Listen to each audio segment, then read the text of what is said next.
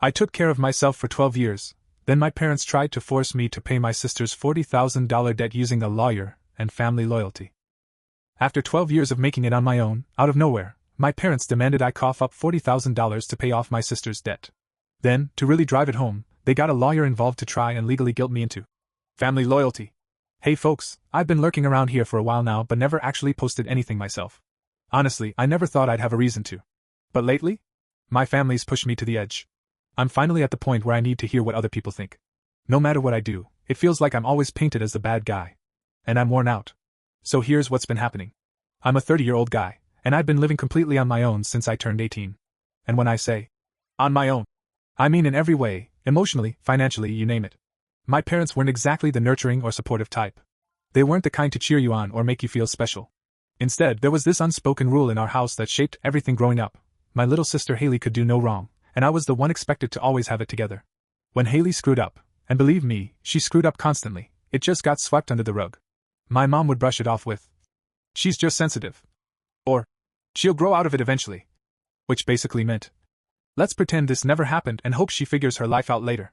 Meanwhile, whenever I made a mistake, it was like the whole world was ending. I'd hear stuff like, "Why aren't you putting in more effort?" Or, "You need to be a better role model for your sister." No matter what I did, it was never enough. I could bring home straight A's, and instead of being proud, they'd ask why I didn't get an A+ in math. And Haley?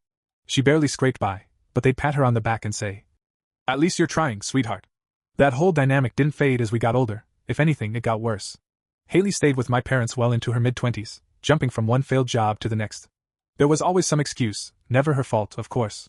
Meanwhile, I was out there juggling 2 part-time jobs just to get through school and pay my own rent and utilities. They never offered me a dime. I didn't expect them to, but it still hurt watching them bend over backward to help Haley while I was left to figure it all out alone. Then, about 6 months ago, I got a call from my mom. Now, you have to understand, my mom doesn't call just to chat. She doesn't check in or ask how things are going. If she's calling, it means she wants something. You know the kind of call I'm talking about, all warm and friendly at first, like she's trying to butter you up before hitting you with the real reason. That's exactly how it played out. She started with small talk like, "How's work going?" And, "Are you still with that company?" Then she asked if I was eating well. Right then, I knew something was off. My mom's never cared about my eating habits. Honestly, she barely even knows what I do for work, just something vague involving computers. The whole conversation felt fake, like she was trying way too hard to sound casual. Then she hit me with it. Haley was in some serious trouble. I wish I could say I was shocked, but I wasn't. Haley being in trouble wasn't exactly news. But this time? This time it was different. Apparently, she had racked up $40,000 in debt, and not the kind you get from student loans or maxed-out credit cards. Nope. She owed money to some shady people, and now they were coming to collect, for real. My mom's voice got all shaky, like she was about to cry, probably hoping it would make me cave. She wasted no time piling on the guilt. "You've done so well for yourself," she said. "You've always been the strong one. Haley's not like you, she needs your help." I just sat there for a moment, trying to wrap my head around what I just heard. 40 grand? How does anyone even get themselves that deep in the hole? I asked her what exactly happened, figuring I'd get some ridiculous story, but she brushed me off like I was missing the point. "That's not important right now," she snapped. "What matters is she's your sister. Family helps family. I've heard that phrase too many times to count. Family helps family." Their go-to line whenever they needed me to clean up one of Haley's messes, lie for her, or sacrifice something of mine to protect her. And every time, I'd shove my anger down and do it, just to avoid being labeled the heartless one. But this? $40,000? I just couldn't do it. Not this time. So I told her straight up, "No." I said, "I'm sorry, but I can't bail Haley out of this one. She got herself into it, and she needs to deal with the consequences." That's when the whole mood flipped. My mom went from teary to furious in about 2 seconds flat. She yelled, "You're being selfish," and accused me of turning my back on my family. Then she actually said, "Do you want her blood on your hands?" Like somehow, Haley's poor life choices were suddenly my responsibility. At that point I hung up. I couldn't take another second of it. My hands were shaking, my chest was tight, but deep down, I knew I'd made the right call. I've worked too damn hard to let someone else's bad decisions drag me down. Still, the guilt crept in almost immediately. My family has a way of spinning things to make it seem like I'm the villain, and this time was no different. Even though I said no, I couldn't shake the doubt. What if I was wrong? At the time, standing up for myself felt like the right thing. But now I keep wondering, did I just make everything worse? What if they're right? What if I am being selfish? Truth is, I still don't know what's going to happen next. That phone call? That was just the beginning. And what came after caught me completely off guard. I've got a feeling this whole mess is far from over. But I'll keep you all in the loop as things play out. I'll post another update soon. Update 1. Hey again, everyone. So, I was hoping things would settle down for a bit. Maybe my mom would cool off, stew in her anger, and then eventually drop it.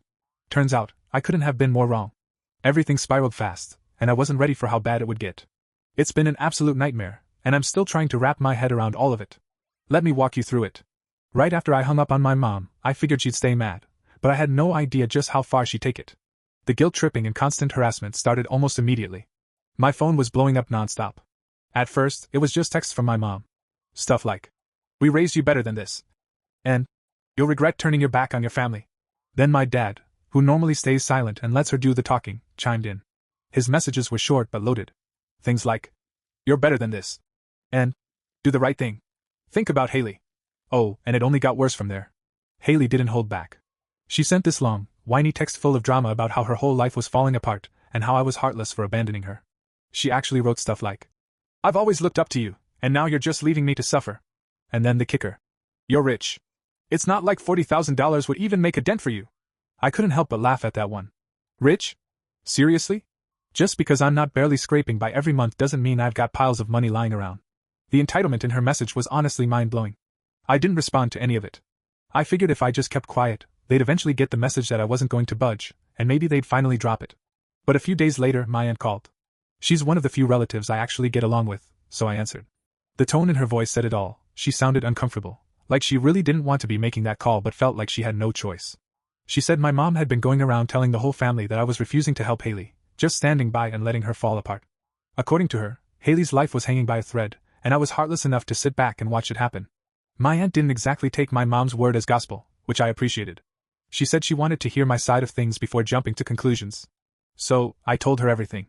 I laid it all out, how Haley got herself into this mess, how she came begging for a bailout, and how I refused because it wasn't my responsibility to fix her screw-ups anymore.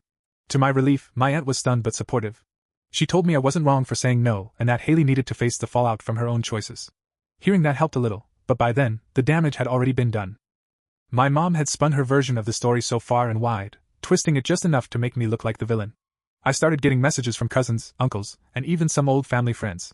Most of them were vague, like, "You should think about what family really means," or, "One day you'll regret this." But a few went straight for the throat. One relative flat out called me selfish, acting like I thought I was too good for the rest of the family now. I ignored all of them, but I won't lie, it wore me down. The constant judgment, the flood of texts, it was exhausting. And then things took a turn for the worse. One afternoon, I got a call from my bank. At first, I thought it was a scam. Who actually gets phone calls from their bank these days? But the guy on the line was legit, and he said someone had tried to get into my accounts using false information. Luckily, the documents didn't match up, so they flagged it as suspicious and blocked access before anything was taken. I knew immediately who it had to be. Haley. She was desperate.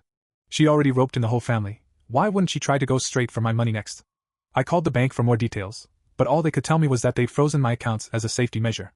I thanked them, hung up, and sat there seething. This wasn't just guilt-tripping or emotional manipulation anymore.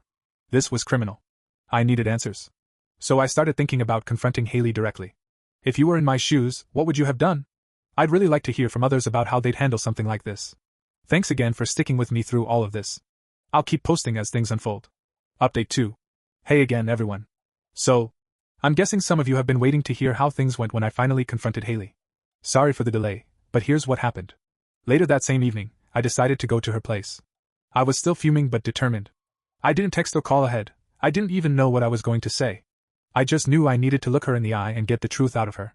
Maybe deep down, a part of me was hoping she'd deny everything, that she'd give me some reason to believe she hadn't sunk that low. She opened the door looking like she just crawled out of bed, sweatpants, messy hair, the whole deal. Not that I cared how she looked, but it really hammered home the vibe of someone who just doesn't have their life together.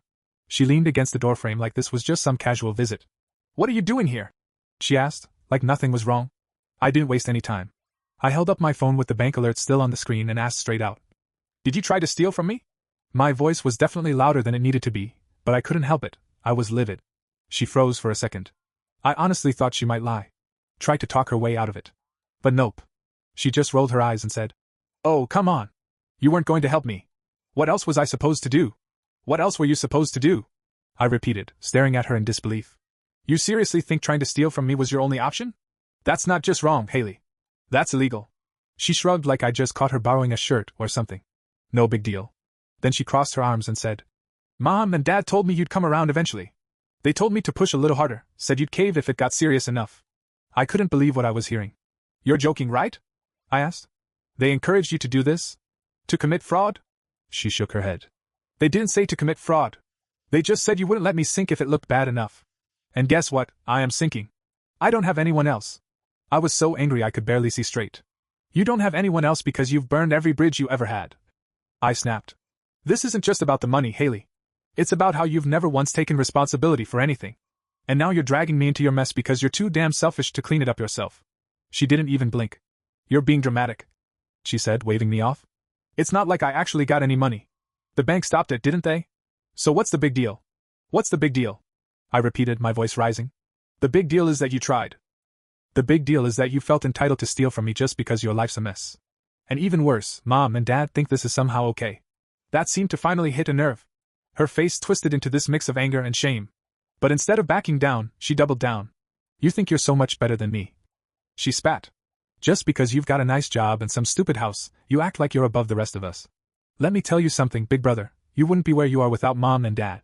They gave everything for us, and this is how you repay them? I laughed, not because it was funny, but because it was the most ridiculous thing I'd heard all day. It was the kind of laugh that just bursts out when you're so fed up, you don't know whether to yell or cry. Mom and Dad didn't sacrifice a damn thing for me. I told her. I started paying rent the second I turned 18. I put myself through college. Every single sacrifice? That was for you, Haley. They handed you everything on a silver platter while I was left to figure life out on my own. So I told her flat out, she didn't get to throw the whole family loyalty thing in my face. She didn't respond. Maybe she didn't know what to say, or maybe she had something but decided not to say it. Either way, she just stood there staring at me, like I was the monster in all this. I couldn't take it anymore. You know what? I said as I stepped back toward the door. I'm done. I meant it. I was finished with her, with Mom and Dad, and the whole toxic circus they call a family. If you want to ruin your life, go ahead. But you're not taking me down with you. I left before she could get another word out. Driving home, I had a death grip on the steering wheel, my knuckles turned white. I wasn't just angry. I was hurt. Not just because of Haley, but because of my parents too. How could they ever think any of this was okay? How could they push her into something like this and still expect me to fix it? When I got back home, I sat down and made a checklist of everything I needed to do to protect myself. First, I called my bank to make sure all my accounts were locked down. Then I changed every password I had. I even called a lawyer friend to see what legal options I had if Haley ever pulled another stunt like that. He told me I could press charges if I wanted. But I wasn't ready for that. Not yet. That night I couldn't sleep. I kept replaying everything she said, everything I said, wondering if I could have handled it better. But deep down, I already knew the truth, nothing I said would have mattered. Haley wasn't going to change, and as long as my parents kept shielding her, she'd never need to. After that blowout with Haley, I honestly thought it couldn't get worse. I underestimated my family. About a week later, my parents just showed up at my front door. No call, no text, just standing there like they had every right to be there. I thought about ignoring them, but I knew they'd just keep ringing the doorbell until I gave in. When I opened the door, my mom didn't even say hello. She stormed right past me like she owned the place, her face twisted in rage. My dad trailed behind her, looking uncomfortable, but it was clear he wasn't there to stop her, just to back her up. I closed the door behind them, took a deep breath, and braced myself. This has gone far enough. My mom snapped as she turned to face me. We need to talk. I folded my arms and said, I think we've already said everything that needs saying. She wasn't having it. No, we haven't, she said sharply. You need to stop this nonsense and help your sister. She's your family. She's your responsibility. I blinked at her, stunned. My responsibility? Haley is a grown woman. She got herself into this mess. I'm not her parent, and I'm definitely not her personal ATM. My mom's face scrunched up with frustration. Do you think we enjoy having to ask you for help? You think this is easy for us? This is about loyalty. Family loyalty. You don't just turn your back when things get hard. I laughed, and it wasn't a nice one. Oh, you mean the same loyalty you showed me when you made me pay rent at 18? Or when you made me pay for my own college while Haley got everything handed to her? Or maybe when you kept letting her screw up and expected me to clean up after her every single time? Yeah, no thanks. That's when my dad finally spoke. His voice was low and serious. Do you think raising 2 kids was easy? Do you have any idea how many sacrifices we made to give you both the best? Stop. I cut him off. Just stop. Every so-called sacrifice you made was for Haley. Whenever she messed up, you'd bend over backward to save her, and leave me to handle everything on my own. And that's fine. I've never needed your help. Not then, not now. But don't stand in my house and lecture me about loyalty when you've been enabling her garbage for years. My mom's face turned red. I could see she was about to blow. "If you don't help her," she hissed, "you'll regret it for the rest of your life. Do you want her to end up on the streets? Do you want her blood on your hands?" There it was. The same old guilt trip she tried on the phone. My blood started to boil. "I'm not responsible for what happens to Haley," I said calmly, but firmly. "She's made her own choices. If she ends up homeless, that's on her. And on you, because you've never taught her to take responsibility for anything." By now, my mom was practically shaking with rage. "Fine," she snapped. "If this is the kind of man you want to be, don't come crying to us when you need something." I gave a cold laugh. "I've never needed you," I said flatly. "And after today, I never will." The room went dead silent. My dad looked like he wanted to say something, but he didn't. My mom just stood there, breathing hard like she was about to explode. But instead of arguing more, she spun around and stormed out. My dad followed, but not before stopping at the door to give me one last look. There was disappointment in his eyes, but also something else. Maybe guilt. Maybe regret. I couldn't tell for sure. Then he walked out too. As soon as the door closed behind them, I felt this huge weight lift off my chest. It was like I could finally breathe. I didn't care about their approval, their manipulative guilt trips, or their twisted idea of what family means. I was done. But of course they weren't. The very next day, I got an email from my mom. It was long, rambling, and full of the usual emotional blackmail. She accused me of being ungrateful, of turning my back on them when they needed me most. She said I'd broken her heart. Then, as a little bonus, she hinted that she and my dad were thinking about cutting me out of their will, like that was supposed to scare me. I didn't bother replying. What would be the point? Then Haley started back up again. She sent me another over-the-top text, blaming me for everything going wrong in her life. She said she was losing everything, had to sell her car, was behind on rent, and getting hounded by creditors. And honestly, I didn't feel bad.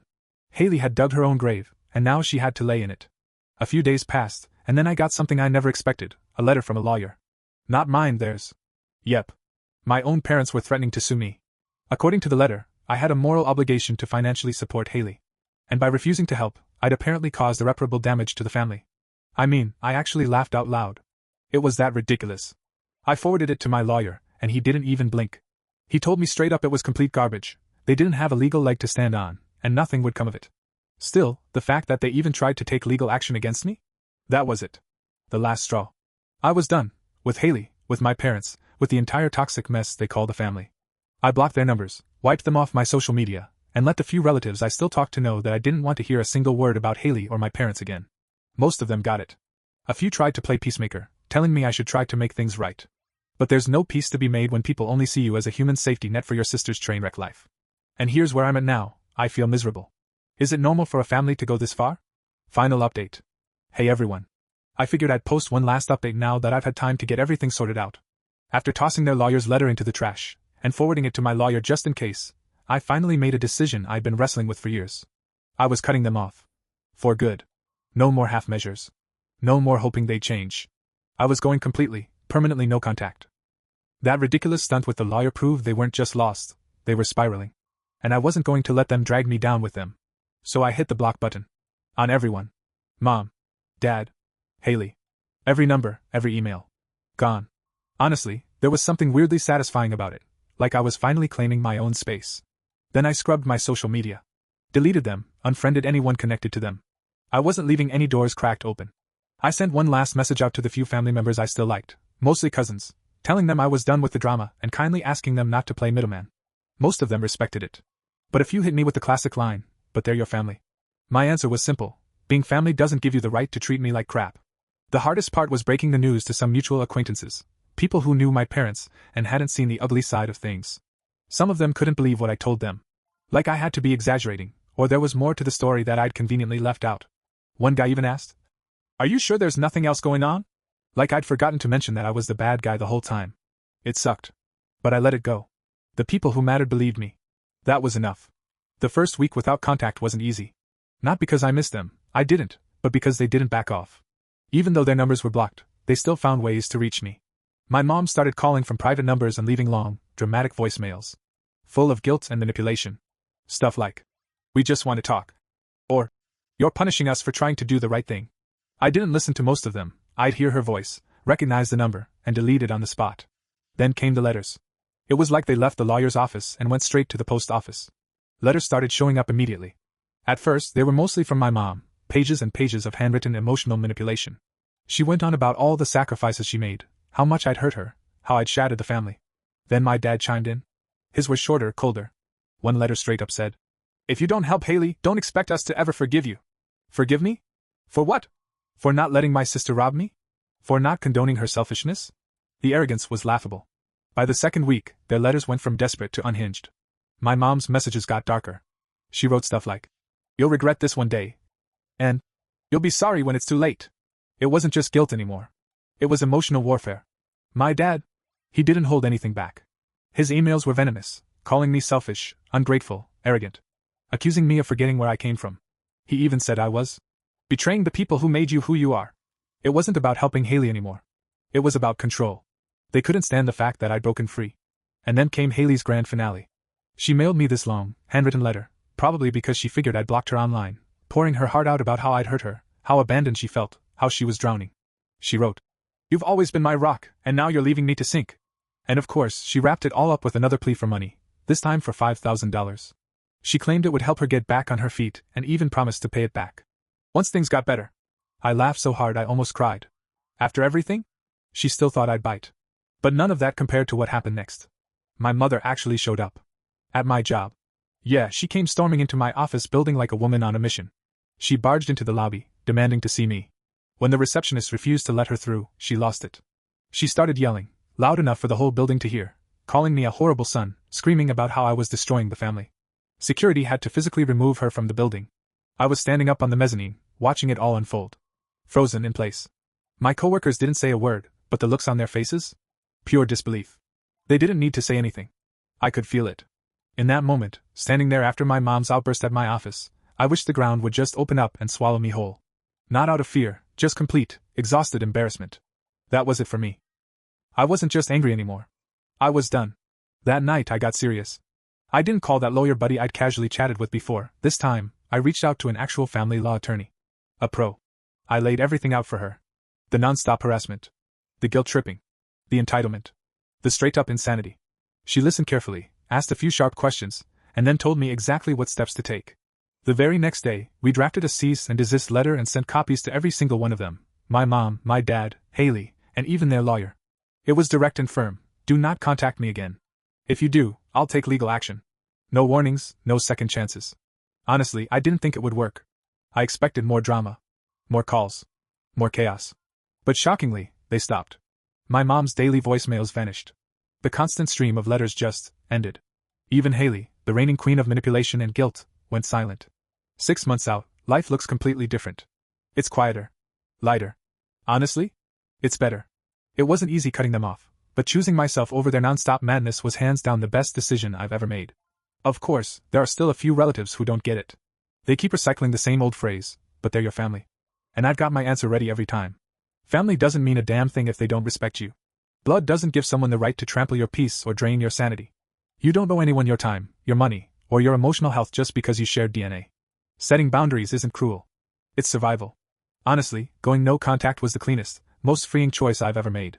With all the noise behind me, I threw myself into work and finally landed that promotion I'd been chasing for years. Funny how much easier it is to focus when you're not constantly fending off chaos. As for Haley? Last I heard, she's still struggling. Working part-time, crashing on a friend's couch after losing her apartment. And I don't feel bad. Not even a little. She made her own decisions. She built that reality for herself. Now she's living in it. My parents, from what I hear, are still running their mouths, spinning their version of events to anyone who will listen. But people aren't buying it like they used to. And the best part? I don't care. I've started reconnecting with a few family members I'd lost touch with, mostly cousins who'd always been decent. And I've even opened up to someone new I'm dating. They've been incredibly supportive. And for the first time in a long time, I actually feel like I'm surrounded by people who respect me, not use me. If you're reading this and dealing with a toxic family of your own, I want you to know something. I get it. It's hard. It's painful. Cutting them off feels like tearing out a part of yourself. But let me tell you, once you rip that bandage off, the peace that follows? It's worth every second of discomfort. You owe it to yourself to choose peace. You owe it to yourself to choose you.